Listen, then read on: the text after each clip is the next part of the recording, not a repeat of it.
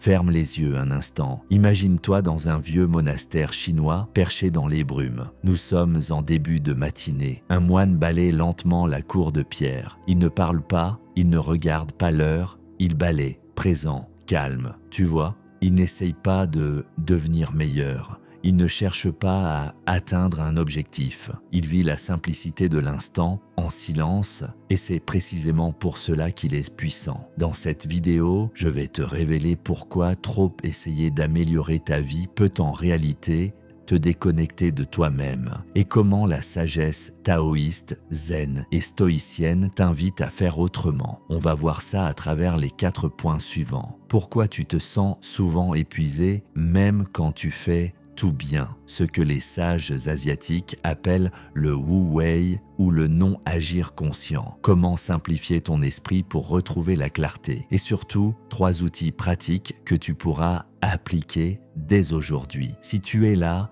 c'est que tu n'es pas comme tout le monde. Tu ne cherches pas juste des hacks de productivité. Tu veux grandir intérieurement. Alors, abonne-toi à l'âme du sage. Chaque jour, je partage des leçons issues du stoïcisme martial asiatique pour apprendre à rester calme, même quand tout s'effondre. Dans la dynastie Tang, on raconte qu'un empereur reçut un jour une délégation de savants étrangers. Ils vinrent avec des plans d'organisation, de grandes idées pour améliorer le peuple. L'empereur les écouta, puis les congédia poliment. Il dit simplement « Celui qui impose l'ordre à ce qui est vivant tue ce qu'il voulait aider ». Pourquoi? Parce que le vivant a son propre rythme, son propre équilibre, et toute tentative de le forcer le déséquilibre. Les taoïstes appellent ça aller contre le Tao. Et pourtant, aujourd'hui, on fait exactement l'inverse. On veut améliorer notre mental, notre corps, notre vie sociale,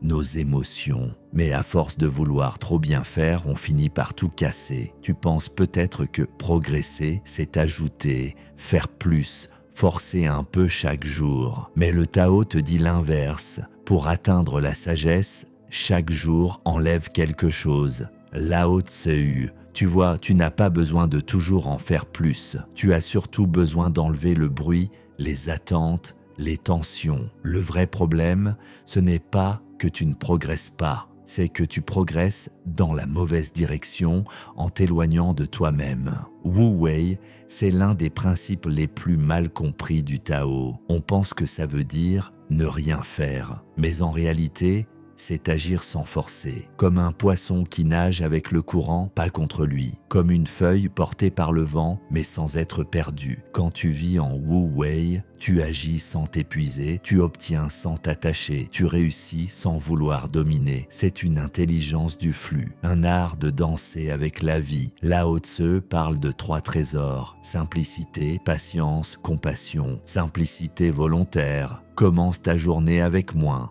d'objectifs, moins d'attentes. Simplifie ton espace. Ton esprit s'éclaircit quand ton environnement respire. 2. Patience active. Arrête de vouloir tout régler dans l'heure. Respire. Laisse de l'espace. Rappelle-toi, l'eau perce la roche non par force mais par persistance. 3. Compassion radicale. Tu ne peux pas te transformer si tu te combats. Commence par t'accepter. C'est le terreau de tout vrai changement. Est-ce que tu ressens ce besoin permanent de prouver, de corriger, de performer? Et si au fond, tu avais juste besoin de lâcher pour mieux respirer? Je t'invite à me dire en commentaire quel est ton trésor en ce moment. Simplicité, patience, compassion. Tu n'as pas besoin d'en faire plus. Tu as besoin de t'effacer un peu pour laisser la vie respirer à travers toi. Le sage ne conquiert pas, il attire, il ne contrôle pas, il influence, il ne force pas, mais rien ne lui résiste.